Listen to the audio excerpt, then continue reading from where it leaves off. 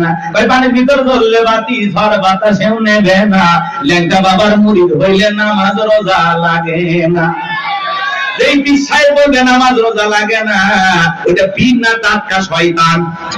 সিজদার মতো একটা সিজদা দিবি, জান্নাত পার হয়ে জাহান্নামের তলে পড়বি। আছে না নাই? লালন শাহ মাজারে দেখলেন না, মহিলারা গাঁজার কলকিতে টান মেরে খাইয়া বলতেছে আমি বিমানে উঠতেছি।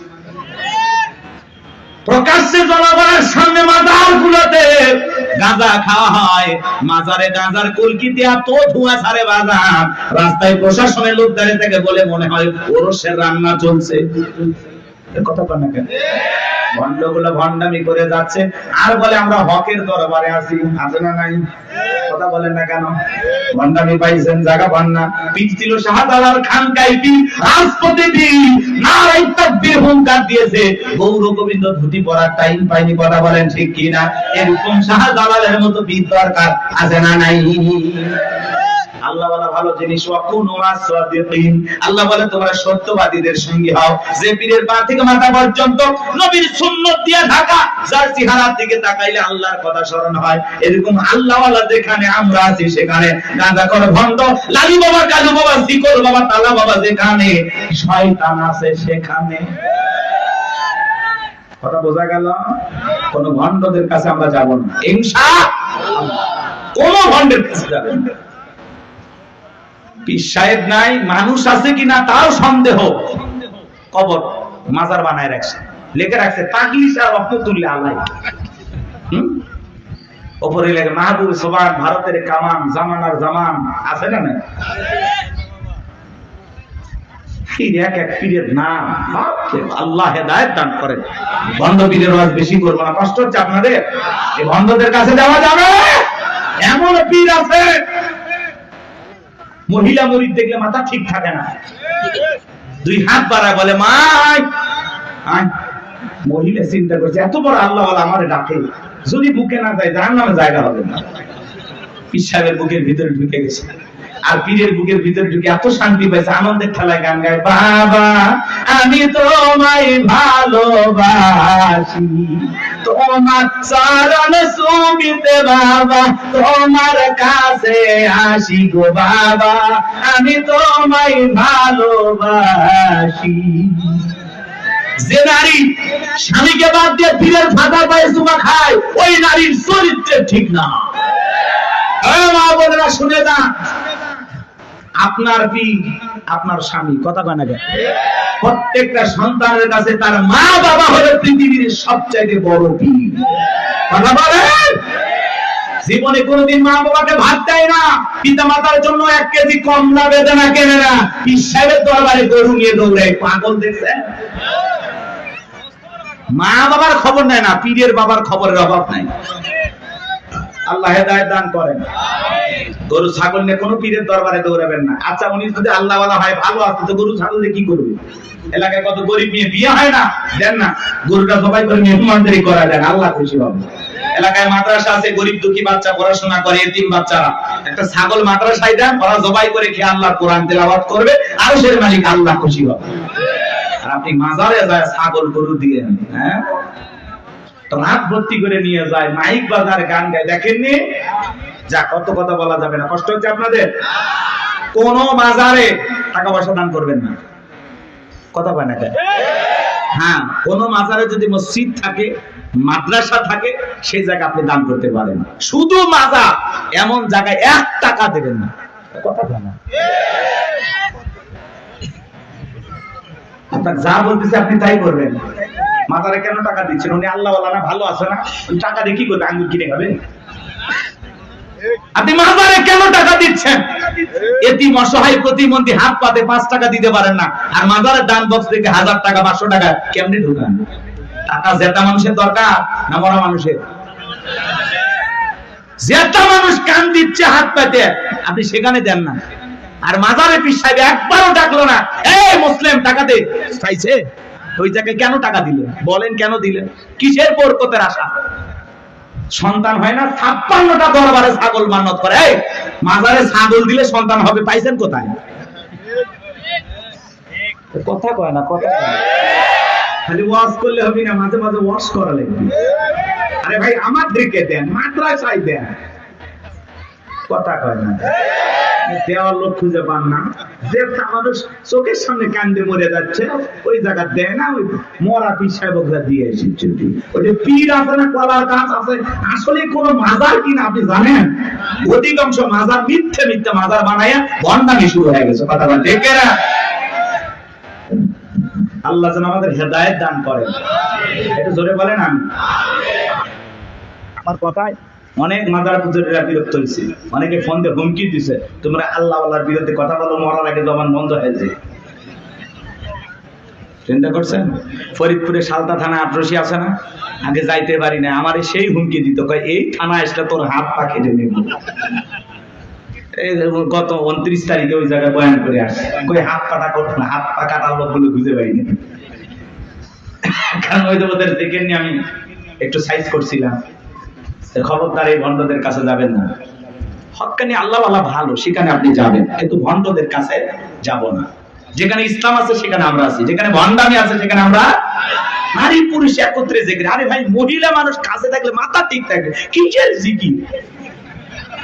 জিকিরের কথা মনে থাকবে। আল্লাহ হেদায়েত দান করেন। ওই জন্য তো ভণ্ডরা বলে মনের পর্দা বাইরের পর্দা, শুনছেন? মনের পর্দা বড় পর্দা, বাইরের পর্দা খুলে ফেলা। মনের আলো বড় আলো, বাইরের আলো নিভে ফেলা। রাত 12টার সময় বাতি নিভেছে, এখন কি জিকির হচ্ছে আপনারা বুঝেন না। আল্লাহ হেদায়েত দান করেন। আমার ভাইয়েরা চলেন সামনের দিকে যাই। আজও পৃথিবীর জমিনে যারা মাজার নিয়ে বসে আছে, খানকায় বসে আছে, এদেরকে কেউ টার্গেট করে না। যারা আল্লাহর জমিনে আল্লাহর দ্বীনকে কায়েম করতে চায়, কোরআনের সমাজ ব্যবস্থা কায়েম করতে চায়, আল্লাহর আইন দিয়ে জমিনটা পরিচালনা করতে চায়, তাদেরকে টার্গেট করে করে ভিতরে ঢোকানো হয়। কথা বলে ঠিক কিনা? ফিরাউনের মাথা গরম হয়ে গেছে, হামানকে ডেকে বলে, এ তাকো হামান, এই দিকে আয়। হামানের মাথায় কোনো চুল ছিল না, সাদে মান নাই, বাম পারলো, পুরো মাথা ছিল ভারতের দমদম এয়ারপোর্ট। ডেকে বলে, হামান রে, তাড়াতাড়ি করে বল। দবিরা বলল, একটা মুসা নামের ছেলে জন্মগ্রহণ করবে, ওর কারণে রাজত্বের চেয়ার থাকবে না, ক্ষমতা থাকবে না, এমনকি আমার জীবনটাও নাকি চলে যাবে, এটা তো মেনে নেওয়া যায় না। হামান ডেকে বলে, নেতা টেনশন নাই, মাইট ইজ রাইট, জোর যার মূল্য তার, আমার রাজত্ব আমাদের, ক্ষমতা আমাদের হাতে, আমরা যা বলবো মিশরের জনগণ তাই মানতে বাধ্য। বলে, কি করতে চাস? হামান ডেকে বলে, নেতা যত ছেলে সন্তান জন্মগ্রহণ করবে সবাইকে জবাই করে করে দুনিয়ার বুক থেকে বিদায় করে দেব, তাহলে আপনার শত্রু মুসার আগমন ঘটবে না। এমন কথা শোনার পরে ফিরাউন থেকে বলে, হামান রে, আসলেই তোর মাথায় বুদ্ধি আছে, তবে শোন, ছেলেগুলোকে জবাই করবি, মেয়েগুলোকে জবাই করবি না, কারণ ছেলেদের মধ্যে আমার শত্রু আছে, মেয়েদের মধ্যে কোনো শত্রু নাই। তার মানে চোর হলে মানুষ ভালো, মোবাইল নিয়ে গেল, সিম কার্ড খুলে দিয়ে গেল। কথা বলেন ঠিক কিনা? সন্তান জবাই করা শুরু হয়ে গেল, 3টা মাস অতিবাহিত হয়ে গেল। দবিরাকে ডেকে বলে, দবিরা, এইবার গবেষণা করে দেখ, আমার পথের কাটা মুসা মরল না বাঁচলো। দবিরে গবেষণা করে বলে, না, তার 3টা বর্ণনা পাওয়া যায় বাজান। একটি বর্ণনায় বলা হয়েছে 20,000, আরেকটি বর্ণনায় বলা হয়েছে 24,000, আরেকটি বর্ণনায় বলা হয়েছে 80,000। দবিরে ডেকে বলে, না, যদিও হাজার হাজার মাইল মুখ খালি কইরা সন্তানগুলোকে জবাই করে বিদায় করেছেন, কিন্তু আপনার পথের কাটা মুসা এখনো মরে নাই, মরে নাই, মায়ের কোলে জীবিত আছে, সুস্থ আছে, কিন্তু কোন বাড়িতে আছে, কোথায় আছে, এইটা বলার ক্ষমতা আমাদের নাই। বলেন আল্লাহু আকবার। ওয়া মাকারু ওয়া মাকারাল্লাহ ওয়াল্লাহু খায়রুল মাকিরিন।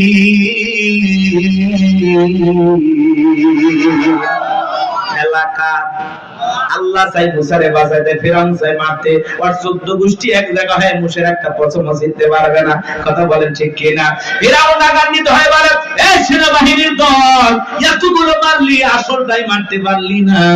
এলাকায় তল্লাশি চালাও, চিরনভিযান চালাও, ঘরে ঘরে প্রবেশ করো, যেখানে মুসারে পাইবা দরবার জবাই করবা, আমার মাথার টেনশনটা দূর করো। যাও। একদল সেনাবাহিনী মুসা নবীর বাড়ির দিকে রওনা করেছে। মুসা নবীর বড় বোন, তার নাম মারিয়ম, দেখে বলে, মা, ওই যে ফিরাউনের সেনাবাহিনী দেখা যায় মা, আর বুঝি ভাইকে বাঁচানো গেল না। মুসা নবীর মা সন্তানকে দিক সেদিক দৌড়ায়, কে যেন ইলহামের মাধ্যমে আওয়াজ দেয়, বলে, মুসলমান, তোমার সন্তানটাকে চুলার ভিতরে ফেলায় দাও, কথা দিলাম গো, তোমার সন্তানটাকে আবার তোমার কোলে ফেরায় দিব। বলুন সুবহানাল্লাহ। মুসা নবীর মা তাই করলেন। লম্বা ঘটনা বাজান সংক্ষিপ্ত করে বলে দিয়ে যায়, ফিরাউনের সেনাবাহিনী তল্লাশি চালাইয়া তন্ন করে ঘর বাইরে সব জায়গায় খুঁজে তারা চলে গেল। এইবার মুসা নবীর মা চোখের কোণায় পানি দিয়ে কাঁদেন আর মনে মনে ভাবেন সন্তান প্রতি আগুনে পুড়ে কয়লা হয়ে গেছে। কাছে যায় তাকায় দেখেন না না, মুসা নবী আগুনে পড়ে নাই, মুসা নবী চুলার ভিতরে পড়ে মুস্কি মুস্কি হাসতেছি। সন্তানটাকে কোলের মধ্যে নেবেন, কে যেন গাইবে আওয়াজ দিয়ে বলে, মুসার মা কতদিন জালেম ধরে ভয় লুকিয়ে রাখবা, সিন্ধুকে একটা বানায়া দরিয়ার বুকে ভাসায় দাও, কথা দিলাম গো তোমার ছেলেটাকে আবার তোমার কোলে ফেরায়া দেব। মুসা নবীর মা টেনশনে পড়ে গেলেন, সিন্ধুক পাবেন কোথায়। পরের দিন সকালবেলা কে যেন ডেকে বলে, মিস্ত্রি লাগবে না, আমি একজন মিস্ত্রি। মুসা নবীর মা ডাইকা বলে, মিস্ত্রি দিকে আসো। জীবনে কেউ মিস্ত্রি বলে চিল্লাইলো না, তুমি কিসের মিস্ত্রি, কি বানাইতে পারো? মিস্ত্রি দেখে বলে, মা আপনি যদি মনে করেন এমন একটা সিন্ধুক আপনার দরকার, যে সিন্ধুকের ভিতরে আপনার সন্তানকে তুলে দরিয়ার বুকে ভাসায় দিবেন, ও মা চাইলে এমন একটা সিন্ধুক আমি বানায় দিতে পারি, তাই নাকি? বলে হ্যাঁ। মুসা নবীর মা ডেকে বলে, মিস্ত্রি তুমি তোমার মনের কথা বলেছো, এরকম একটা সিন্ধুক আমার প্রয়োজন। মিস্ত্রি ডেকে বলে, মা কিছু যন্ত্রপাতি আছে, ধার দেওয়ার জন্য পানির প্রয়োজন হতে পারে, আবার না হলেও চলবে, আপনি একটু ভিতর থেকে পানি নিয়ে আসেন। মুসা নবীর মা ভিতর থেকে পানি নিয়ে এসে দেখে মিস্ত্রি সুন্দর একটা সিন্ধুক বানায়া দাঁড়িয়ে আছে। এবার সিন্ধুকটা হাতের মধ্যে দিয়ে মিস্ত্রি দৌড়ায়, পিছন থেকে ডেকে বলে, মিস্ত্রি লোহার পয়সা কি নিবা না, কাঠির পয়সা কি নিবা না, তোমার পারিশ্রমিকের দামটা কি নিবা না? মিস্ত্রি ডেকে বলে, মা যারা বিপদে পড়ে আমি তাদের উপকার করি, বিনিময়ে টাকা পয়সা গ্রহণ করি না। মুসা নবীর মা ডেকে বলে, মিস্ত্রি এই বিপদের দিনে এত বড় উপকার করলা, লোহার পয়সাও নিবা না, কাঠের পয়সাও নিবা না, তোমার পারিশ্রমিকের দামটাও নিবা না, অন্তত তোমার নামটা বলে দাও, মাঝে মাঝে তোমার কথা মনে হলে আল্লাহর কাছে তোমার জন্য দোয়া করব। মিস্ত্রি ডেকে বলে, না আমি দুনিয়ার কোন সাধারণ মিস্ত্রি না, আমি আল্লাহর ফেরেশতা, আমার নাম জিবরাইল। এইবার সিন্ধুকের ভিতরে মুসা নবীকে তুলে দরিয়ায় ভাসায় দিলেন। আর মেয়ে মারিয়ামকে বলে, মা সিন্ধুক ভাসতে ভাসতে কই যায় খবর নিয়ে আসবি। ওই দিন বিকেল বেলা ফিরাউন তার প্রিয়তমা স্ত্রী আসিয়াকে নিয়ে আসছে সমুদ্রের সৈকতে হাওয়া খাইতে। মাঝে মাঝে বউকে একটু বিনোদন করার দরকার আছে না নাই? হালাল বিনোদন। মাঝে মাঝে ভাবি কিনে কক্সবাজার চলে যাবেন যদি সামর্থ্য থাকে, কথা কয় না বউকে পর্দা করায় নিয়ে যাবেন। আমি কি বলছি কক্সবাজারে হাফ প্যান্ট পরে গোসল করবেন, তাহলে গুনাহ হবে, কথা কয় না কেন? কিছু পোলাপান আছে বউ সুন্দরী, মাথা কাজ করে না, কক্সবাজারে নিয়ে যায় ঘোড়ার উপরে তুলে সেলফি তোলে, সুন্দর করে সমুদ্রের পানিতে গোসল করতেছে, সেলফি তোলে। বিকেল বেলা আইডিতে পোস্ট করে বলে, প্রিয় তোমার সাথে কক্সবাজারের প্রথম দিন কিছু ছবি তুলেছি দোস্ত তোমাদের দেখার জন্য, ভাবিকে বৃষ্টি ভিজা শরীরে কেমন লাগতেছে একটু লাইক কমেন্টসে জানাও। এর চাইতে মূর্খ বেয়াদব সমাজে আর কেউ আছে নাকি? যে নিজের বইয়ের ছবি ফেসবুক আইডিতে ছাড়ে, এর রুচিতে সমস্যা, কথা বলেন। এই বউ হলো পার্সোনাল জিনিস, একান্তই আমার, এটা পাবলিসিটি করার জিনিস না, কথা বলেন না কেন? এমনিতে নিয়ে মানুষকে জ্বালায় আছি আমরা, তার উপর আবার বইয়ের ছবি ফেসবুকে ছাড়ে, কত পাগল আছে না? না হুজুরে এখন একটা গান বানাচ্ছে, শোনোনি? কথা কয় না কেন? শুনছেন? কোন গ্রামে বাড়ি তোমার, কেমন তোমার বাপ, ফেসবুকেতে ছবি ছাইরা করছো কেন বাপ? শুনছেন না? দেখ সময় নাই, অনেক লম্বা হবে, কষ্ট হচ্ছে আপনাদের, বিরক্ত হয়েছেন আমার কথা? মহিলা তো আজ একটু পরে হবে, আপনার আগে ঠিক হন। কি বউকে নিয়ে মাঝে মাঝে বিনোদন করবেন? পিকনিক স্পট গুলো যেখানে ভদ্র লোকেরা যায় সেখানে যাবেন, মাঝে মাঝে বউকে নিয়ে একটু ঘোরাফেরা করবেন, নিজে বউরে একটু সময় দেবেন, না হলে অন্য আরেকজনের সাথে ঘোরাঘুরি করবে, আপনি টেরই পাবেন না। এরকম মহিলা আছে না? নাই? আর একবার যদি বউ বাঁকা পথে চলে, ওই বউকে সোজা করা কঠিন। নষ্ট গাড়ি ঠিক করা যায়, কিন্তু নষ্ট নারীকে ঠিক করা যায় না। একবার যদি একটা নারীর চরিত্র নষ্ট হয়ে যায়, ওই নারী একটা পতিতার চাইতে নিকৃষ্ট হয়ে যায়। এই জন্য বাজার কথাগুলো বাস্তব, নষ্ট গাড়ি ঠিক করা যায়, কিন্তু নষ্ট নারীকে ঠিক করা যায় না। নারী এমন একটা জিনিস, নারী বুঝতে পারলে নিয়ামত, না বুঝতে পারলে কিয়ামত। বুঝতে পারলেই ঘরে সুন্দর পরিবেশ নিয়ে বাঁচতে পারবেন, আর না বুঝতে পারলে ঘরে আগুন চলবে, তাও তাও করে অশান্তির আগুন চলবে। ওই আগুনে শুধু আপনি জ্বলবেন, আপনার পরিবারও জ্বলবে, সমাজ চলবে। কথা বলে ঠিক কিনা? আরে ভাই, মসজিদে মুয়াজ্জিনি করে বইয়ের তালায় গলা দড়ি দিয়ে মরছে, দড়ি দিয়ে মরছে। কয়েকদিন আগের ঘটনা। হুজুর, মানুষ আমরা মারবের পারি না, শাসনও করে বেড়াবে, কি দিয়ে মারবেন?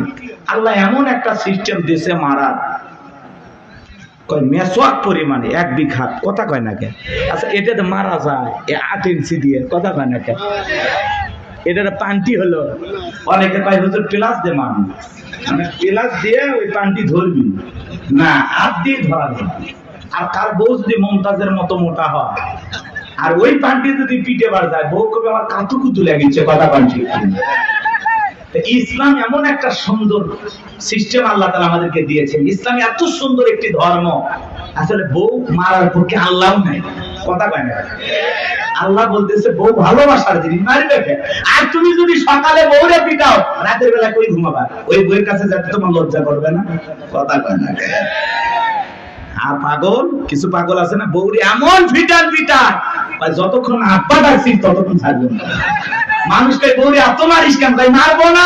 এই বেহানারি মামার কাছে আমি 1.5 লাখ টাকা পাই, মাত্র 1 লাখ টাকা দিয়েছে, এখন আমি 50,000 টাকা পাই। ও মনে হয় শ্বশুর বাড়ি থেকে হালকা টাকা পাই। এরকম যৌতুক লোভী কিছু আছে না? যারা যৌতুকের জন্য বউকে পিটায়, এরা হলো ছোট লোক। কথা বলেন, এরা সমাজের জঘন্য লোক। কথা বলেন। পুরুষ না টাকা ইনকাম কর, যা ইনকাম কর। শ্বশুরের টাকা লোক কেন?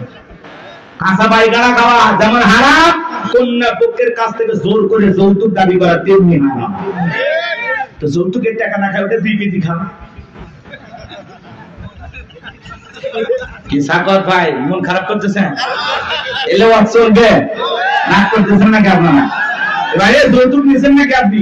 উঠতেছেন কেন? আপনি দালিল লাগে থাকবে। আমার ভাইরা গভীর মনোযোগ দিয়ে শুনবেন বাজান। সামনের দিকে গেলে একটু কষ্ট হবে আপনাদের। কষ্ট হচ্ছে? চলেন, সামনে গেলে মজা পাবেন বাজান। এইবার ফিরাউনের কাছে সিন্ধুক চলে আসলো। সেনাবাহিনী সিন্ধুকটা ধরে নেতার কাছে নিয়ে গেছে। ফিরাউন ডেকে বলে, সিন্ধুকটা খোলো তো দেখি। সিন্ধুকটা যখন খোলা হলো, সবাই তাকায় দেখে সিন্ধুকের ভিতরে মনে হয় পূর্ণিমার চাঁদ উদয় হয়েছে। আসিয়ার চক্ষু শীতল হয়ে গেল। ফিরাউন ডেকে বলে, তরবারি আর জবাই কর। এইটাই মুসা। আসিয়া বলে, থামো, খালি মারাই শিখছো, এতগুলো মারলা তাও কি শান্তি পাইলা না? ও স্বামী, এই ছেলেটাকে মারার আগে আমার একটা প্রশ্নের উত্তর দাও। এই যে সিন্ধুকটা দেখা যায়, এমন কাঠ কি তোমার দেশে পাওয়া যাবে? ফিরাউন কাঠটা নাই রেছারে বলে, বিবিরা, এই সিন্ধুকের যেমন কাঠ, এমন কাঠ আমি কেন আমার বাপ দাদা 14 পুরুষও কেউ দেখে নাই। আসিয়া বলে, স্বামী, এটা ভিনদেশী কারো সন্তান, বাঁচতে বাঁচতে আমার দেশে আসছে। এই ছেলেটাকে আমি মারতে দেব না। এই ছেলেটাকে আমাদের পালক পুত্র হিসাবে লালন পালন করতে চাই। জোরে কোন মারহাবা। কথায় আছে, যেখানে বাঘের ভয় সেখানে রাত হয়। যারে খুঁজতেছে মারার জন্য, আল্লাহ তারই দায়িত্ব দিল লালন পালন করার জন্য। জোরে বলেন মারহাবা।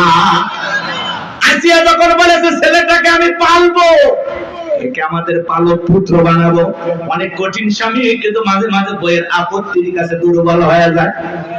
বলে, ঠিক আছে, মাইনা নিলাম। আসিয়া বলে, শুধু মারলেই হবে না, ঢোল পিটায় খবর দাও, ফিরাউনের ছেলে সন্তানকে দুধ পান করাবে, মাসে মাসে তাকে বেতন দেওয়া হবে। বলে, ঠিক আছে। ঢোল পিটানো হলো। হাজার হাজার নারীরা আসছে, মুসা নবীকে কোলে নেয়, স্তন খুলে মুখ লাগায় দেয়। আল্লাহ নবী মুসা আলাইহিস সালাম কোন মহিলার স্তনে দুধ পান করে না। জোরে কোন মারহাবা। সমস্ত নারীরা ব্যর্থ হয়ে চলে গেল। ওই যে মুসা নবীর বোন, নাম তার মারিয়ম।